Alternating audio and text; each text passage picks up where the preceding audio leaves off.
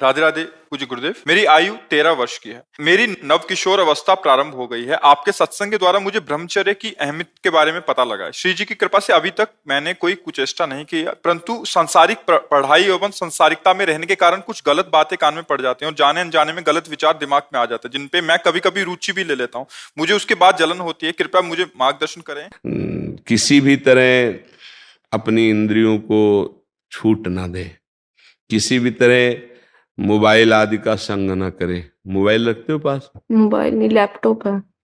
हाँ, लैपटॉप में भी वो क्षमता है जो मोबाइल में है, होती है वही तो क्षमता होती है, सर्च किया जा सकता है, पूरा वही है। हाँ, तो उससे बचना। आजकल तो मतलब गलत गलत बातें मित्रों से की जा सकती हैं, गलत गलत दृश्य देखे जा सकते हैं। अगर इनसे बचोगे यंत्रों से, तो प्रगट में बचने की वृत्तियां तो हम संभाल सकते हैं, लेकिन एकांत में यंत्रों से गंदगी अंदर लाने में बड़ी सुविधा रहती है। क्योंकि प्रगट में तो जैसे चार बच्चे भी देखते हैं ऐसा, और एकांत कमरे में बैठ करके मान लो हम कह दिया हम पढ़ाई पढ़ रहे हैं, और इसके बाद गंदी बातें सर्च करके देखने में मन को रुचि होती है। इस अवस्था में गंदी गंदी बातें, इसके लिए उत्साह होता है, संसारिकता की जानने की विशेष एक जिज्ञासा होती है।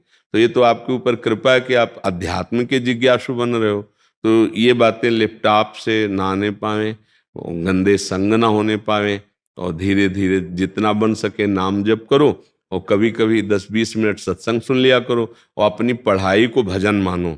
जिस क्लास की पढ़ाई पढ़ रहे हो उसे ही भजन मानकर खूब तन्मयता पूर्वक उसको पढ़ो। खाली समय में राधा राधा जप लिया करो, ठीक है? कोई भी ऐसी बात जो तुम्हारे मन को परेशान कर रही हो, अपने मम्मी पापा से बात कर लो। क्योंकि इस अवस्था में आप ब्रह्मचर्य धारण करना चाहते हैं, आप संयम से चलना चाहते हैं। हमें बहुत अच्छा लगा, आप भगवत कृपा पात्र हैं, आप आगे बढ़िए। बस इतना है कि गंदे बच्चों से बचिए। अभी खास जो बचने का उपाय है कि जो बच्चे तुम्हें गंदी बात सिखाएं, गंदी बात सुनाएं, गंदी क्रियाओं की तरफ प्रेरित करें, उनसे दूरी बना लीजिए। जो ऐसा नहीं कि सब गंदे बच्चे ही होते, जो बच्चे अच्छे हैं उनका संग कीजिए, नहीं तो अलग रहना सीखे।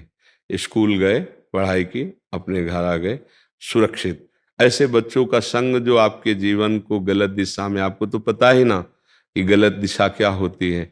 जैसे आप कहते हैं मुझे जलन होती, फिर बाद में जब, ये बहुत अच्छे अंतःकरण का लक्षण है जिसमें जलन होती है, गंदी स्फुरणा, गंदी बात या गंदी चेष्टा के बाद, वो तो बहुत अच्छा अंतःकरण होता है। अभी पवित्र हो तुम बच्चा, अभी संभाल लोगे, ठीक है? गुरुदेव, जब भी काम वृत्ति आती है तो फिर ज्यादातर मेरा मन उसमें तन्मय हो जाता है। कभी रेयर रेयर होता है कि जिससे मैं निकल पाऊं नाम जप के प्रभाव से, वरना जब भी तन्मय होता है सुख बुद्धि होने के कारण वो नाम जप भी छूट जाता है। तो यार तुम कितने अच्छे बच्चे हो।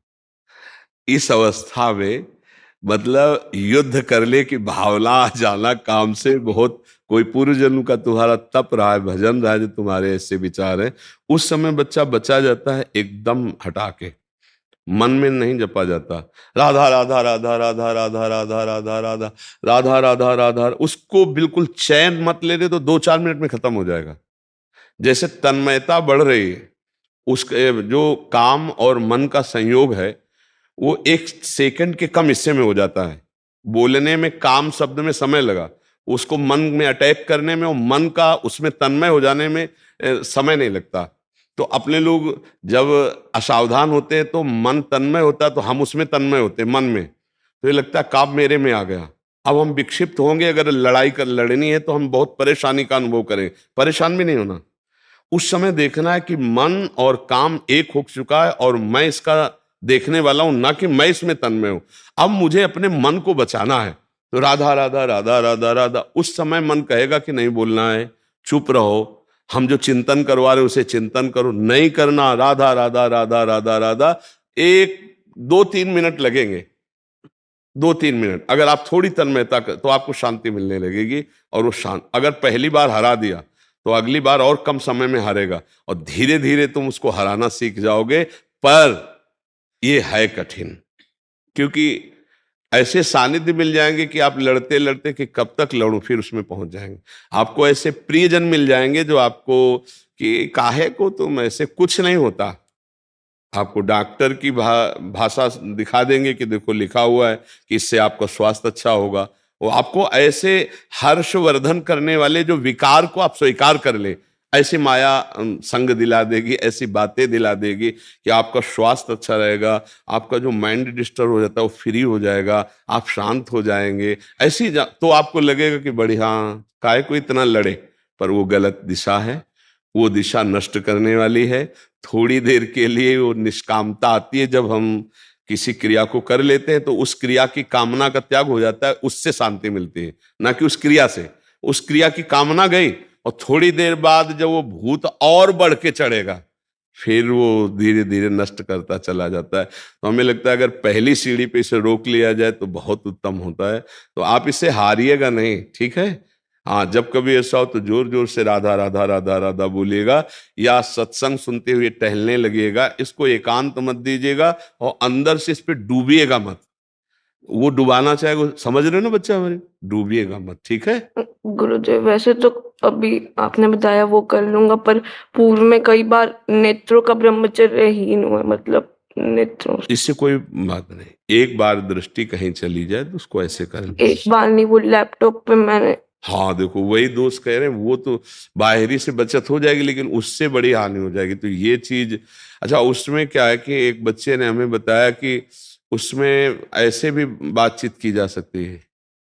अब उसको आए वीडियो चैट आदि से। हाँ हाँ हाँ, तो आपको ऐसे गंदे बच्चे मिल जाएंगे, ऐसे गंदे संग मिल जाएंगे जो आपको बिल्कुल वर्तमान, मान लो आप अकेले कमरे में बैठे हो तो आपको जैसे आपके ही कमरे में बैठा हो आपसे बातचीत कर रहा हो, ऐसा हमको बच्चे ने बताया कि इससे ज्यादा हम लोग नष्ट हो रहे हैं। कि जैसे उत्तेजना बढ़ाने वाले जो फ्रेंड हैं, मित्र हैं, ऐसे बातचीत, ऐसी क्रियाएं, मतलब वर्तमान में ऐसे दृश्य, ऐसा दर्शन, तो इससे बचना चाहिए। तो हमें लगता है कि देखो वही बात, कमजोरी आ गई ना। अगर आप इसको सपोर्ट नहीं करेंगे तो इतना परेशान नहीं कर सकता, ध्यान रखना। अगर आप परेशान है तो कहीं ना कहीं सपोर्ट मिल रहा है उसको, कोई है आपसे जो ऐसा कराने के लिए विवश कर रहा है। अब वो चाहे कोई दृश्य हो या कोई मित्र हो या कोई बात हो, कोई ना कोई, अगर सपोर्ट इसका ना हो तो फिर इस पर विजय प्राप्त है। इसीलिए इसके सपोर्ट को काटना चाहिए। तो लैपटॉप तो बहुत है, फिर मोबाइल और लैपटॉप तो बहुत ही खतरनाक, क्योंकि अब अच्छा मम्मी हम जा रहे हैं कमरे में अपने, हमें डिस्टर्ब मत करना, अब हम पढ़ाई करने, वो तो समझ रही पढ़ाई और आप कुछ और कर रहे हो, तो फिर नहीं रह पाओगे। इसलिए आप खुद सावधान रहिएगा, ठीक है। वैसे है बड़ा कठिन कि अपने पास व्यवस्था हो और हम देखें ना, बहुत कठिन है। बातें बना लेना सरल है लेकिन उसको निर्वाह करना बहुत कठिन है। पर यदि बचना चाहे तो फिर बच सकता है, अन्यथा नहीं। आज हमारी ज्यादातर जो नवीन पीढ़ी गिर रही है उसका कारण कुसंग है, प्रगट का कुसंग और यंत्रों के द्वारा भारी कुसंग। उससे मतलब छोटे छोटे बच्चे, अब जैसे आपकी 13 वर्ष की अवस्था, इस अवस्था में काम वेदना होती है ऐसा तो स्मृति भी नहीं है, सच्ची बात कह रहे। इस अवस्था में काम वेदना होती है ऐसी तो स्मृति ही नहीं होती। जैसे गांव में पैदा हुई, स्कूल में पढ़ाई, इसका मतलब इसका उन्मेष तो 18-20 में कुछ, वो भी कुसंग से। तो अभी जैसे छोटी अवस्था तो इसका मतलब कुसंग हो गया, इसलिए ऐसी नहीं। ये वेदना वाली अवस्था थोड़ी, ये तो खेलने कूदने की अवस्था होती नहीं। 12-13 ये अवस्थाएं तो बहुत ही पवित्र अवस्थाएं होती हैं।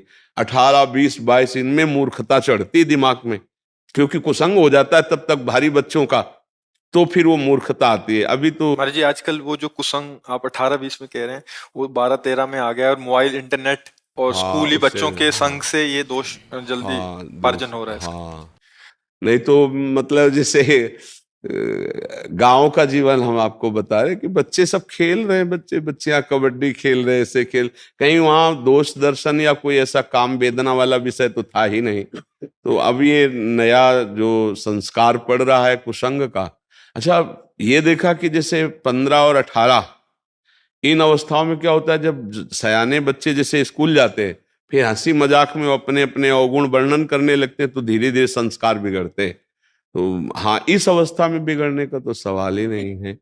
तो ये इस कलिकाल का प्रभाव है, इन यंत्रों का प्रभाव है, और जो दुष्संग है उसका प्रभाव है।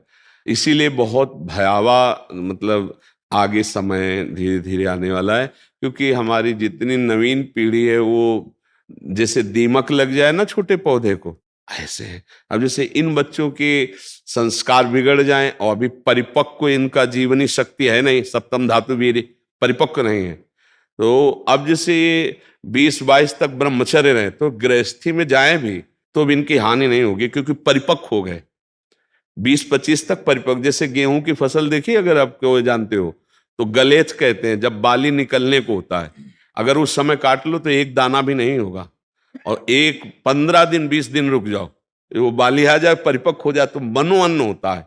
ऐसे ही ये जैसे नव किशोर अवस्था है और 20-22 तक ब्रह्मचर्य, और फिर अगर गृहस्थी में जाना है तो उसका ब्रह्मचर्य परिपक्व हो गया तो वो गृहस्थी में बड़ा सुंदर गृहस्थ बन जाएगा, और आखिरी में पूर्व में ब्रह्मचर्य रहने का अभ्यास है तो आखिरी में ब्रह्मचर्य रह जाएगा और उसका जीवन मंगलमय हो जाएगा।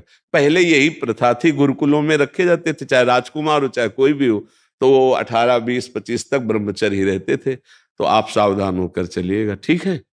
गुरुदेव, और मुझसे नाम जब भी थोड़ा होता है और साधन एक भी नहीं होता, इससे मुझे फिर ज्यादा तुम साधन की चिंता मत करो, पढ़ाई की चिंता करो, गलती ना होने पाए इसकी बात की चिंता करो, और 100-200 बार भी अगर राधा राधा कहोगे तो ठीक है, ठीक है।